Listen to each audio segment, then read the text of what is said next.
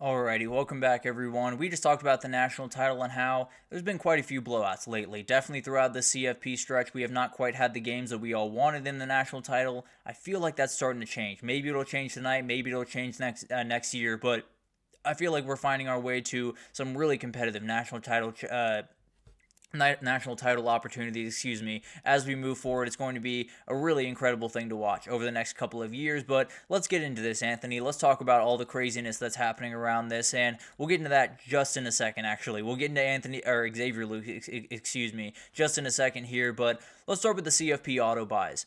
Unlikely to change. It sounds like they've met in Atlanta this past weekend. I believe yesterday is when they really met. Doesn't sound like the Big 12, the ACC, the Mountain West, and really any of the Group of 5 commissioners are on board with getting rid of the auto buys, at least as of yet. It sounds like there could be some changes coming in 2025. There could be some minor tweaks. Maybe that includes reseeding, which I think would solve some of the issues that we do have right now, at least in the short term. But it was always going to be an issue, getting the ACC, the Big 12, the Mountain West to say, yeah, we'll get rid of our auto buy, we'll get rid of the path we have to a Sugar Bowl or to a Fiesta Bowl right away. That's probably not going to happen. It probably wasn't going to happen going in. That being said, it's definitely something that could happen going into 2026 or maybe going forward, and maybe there's more conversations to be had. Maybe they'll say, we won't give you an auto buy, but we'll give you an auto home game. Maybe that's enough to kind of change things up, and we'll see what happens. Definitely some things being talked about around seeding, around the size of the tournament. It is going to grow either to 14 or 16 here coming up pretty soon, but overall, really interesting report, and definitely add some questions about what next year's CFP is going to look like. 2026 and going forward, that's a whole different conversation that we can have a totally different time. But this is a very interesting thing, and definitely makes a lot of people mad. In the SEC and the Big Ten, we'll see what they have a resolution to this, and we'll see if things change. Maybe things change and they have enough enticing things on the table for Boise State or for the Mountain West in general and the ACC and the Big 12 to come to the table and say they're more than willing to do this. But definitely something that we probably won't see in 2025, could be something we see in 2026. Title IX is expected to interfere with the revenue sharing split, and this is a big time story. This is a story that is going to totally change the way the next year or 2 years really unfold. It sounds like it should be divided proportionally between the male and female athletes. Whatever that means, it's going to be really interesting to watch this unfold. If the football number were to drop from, I believe 75 is where people have it right about now, to 50%. If that was the way that they were going to cut this, it would go from, I believe, around 15.5 million to 10.25 million. And that's a significant decrease. There's no doubt about that. And especially with it being probably the biggest moneymaker in every single athletic department around the country, some people are not that happy, as you can probably imagine. There's definitely some infighting going on in a lot of different athletic departments with the NCAA, with a lot of different people. The Department of Education hasn't gotten involved, so there's a lot of different things to kind of unfold here, and definitely will be a really interesting thing to watch. Title IX is a very important thing when you talk about college athletics, but there definitely is an argument for football being the moneymaker in athletic departments and putting more money into that thing. Now, I do think there's a middle ground that could be found. If it's going from 75 to 65 or to 60, maybe that could be beneficial for everyone, but I do think there's going to be a huge fight between athletic departments, between the Department of Education, and between a lot of people inside athletic departments, a lot of coaches, a lot of players that will be battling back and forth about this issue, and I have to assume that football is going to win out because football's won out for quite some time around college sports, but who knows? Maybe some other people will get their way, and we'll see how that unfolds throughout the next little bit. Now we'll talk about the Xavier Lucas situation, Anthony, because this is a very interesting one. The Wisconsin defensive back, Xavier Lucas, kind of the center of a very interesting legal battle that could be happening pretty soon against Miami. He transferred to Miami this past week, and he transferred without entering the transfer portal. And the story goes that he wanted to enter the transfer portal, said to Wisconsin that he wanted to enter, and Wisconsin was not willing to put his name in the portal. Obviously a very confusing situation. Sounds like Wisconsin is denying his request and saying that he signed a 2-year revenue sharing agreement in December 2nd that is binding. They also said that he signed something with the NIL collective that is binding. So they're battling back and forth. They're saying that Miami tampered with him. A lot of different things are going back and forth with this. The problem is NCAA bylaws do not necessarily mandate a player to enter the transfer portal before he goes to another school.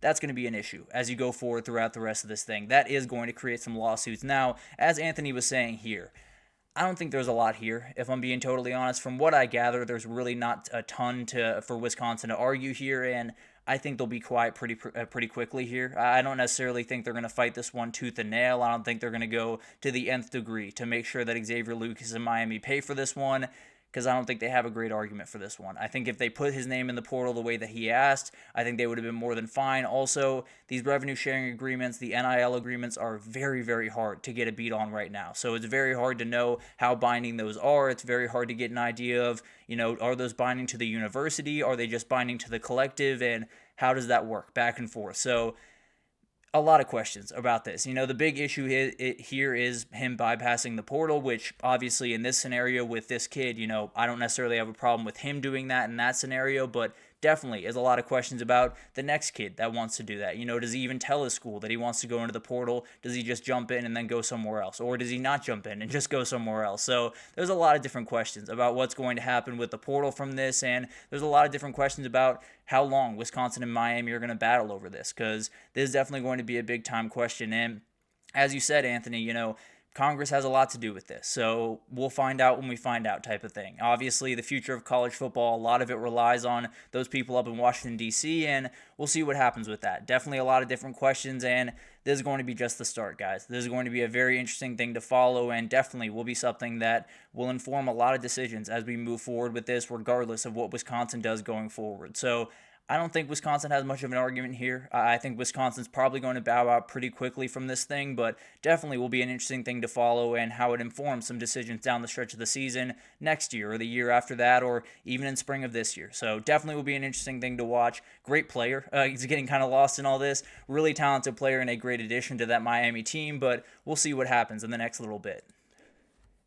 Then you did have some coaching carousel updates. You had Steve Sarkisian has been extended through 2031. Sounds like he turned down 2 different NFL interview requests, and Texas decided to come through and say, let's give you a little bit extra money. I don't know exactly what those numbers are, but they've moved forward. They added 2 more years to an already 5-year extension, got him locked up to 2031, and put them in a really good place. Obviously something that you very much want. That's a very good coach and definitely something you want on the staff for a very long time. They also extended Brandon Harris, who is their GM, and definitely a huge piece of what Texas has been over the last couple of years, a huge piece, and definitely someone you want to lock up for quite some time, a huge addition there, and definitely a guy that if Texas fans had it their way, he'd be around for as long as Steve Sarkisian is around.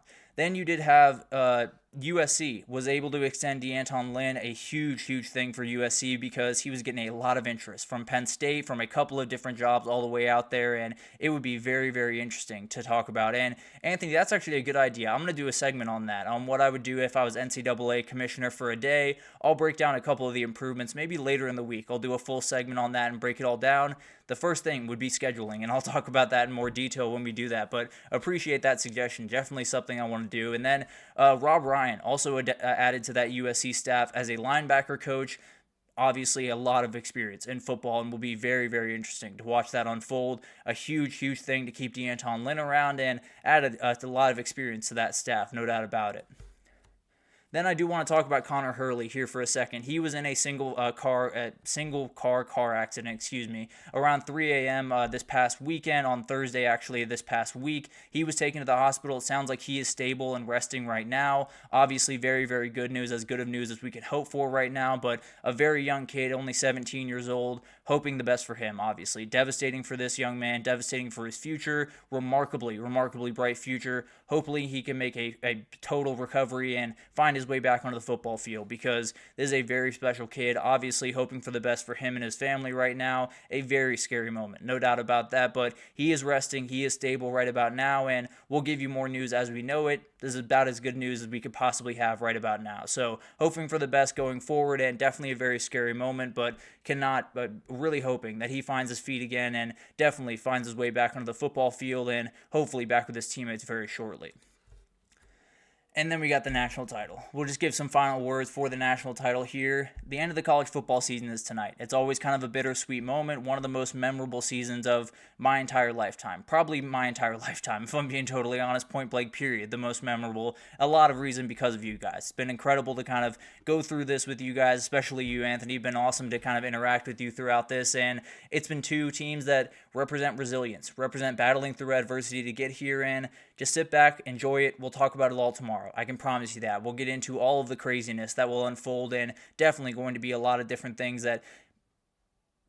Oh, yeah, absolutely. Definitely something I can do, talking about the freshman quarterbacks coming in, and we'll see what they can do in 2025. But overall, the game tonight, just enjoy it. We can talk about 2025. We can talk about the spring. We can talk about everything after this game unfolds. Enjoy this one unfold, and definitely going to be an incredible one, and one I have to assume is going to be a little bit closer than the ones that we talked about earlier in the show. But that'll do it for this edition of the GSMC College Football Podcast, brought to you by the GSMC Sports Network. Your support means a lot to us, so please remember to subscribe to the show, leave a positive review. It does make a huge difference. Also, follow us on Facebook, Twitter, TikTok, Instagram, all of the social pages for all the content and updates you could possibly need. We have great people covering every single sport you could want. So anything in the world of sports, we've got you totally covered over here at GSMC. But thank you once again for listening, and I will see you guys tomorrow to review the national title that's going on tonight.